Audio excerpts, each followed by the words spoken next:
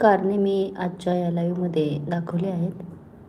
आपण असं पण साधारणतः सगळ्या आई, मम्मी लोकं, आजी लोकं आपल्या मुलांवर किंवा आपल्या प्रियजनांवर नारळ, कुठलीही गोष्ट लाईक मीठ म्हणजे दृष्ट काढत असतो. तर होळीमध्ये नारळ असंच टाकण्यापेक्षा एखाद्याची व्यवस्थित दृष्ट काढून त्याच्या 21 वेळा ओवाळून टाकलं ना, त्याचे खूप फायदे आहेत. बरेच कारणापैकी काही कारणे दिली आहेत मी. नकारात्मकता नष्ट करणे. होलिका दहन वाईटांवर चांगल्या विजयाचे प्रतीक आहे. नारळ शरीरावरील वाईट नकारात्मक नजरा, ऊर्जा, अडथळे दूर करते. आपण प्रत्येक शुभ प्रसंगी वगैरे नारळ फोडतो. त्याचे काही ते दैवी कारणे आहेत.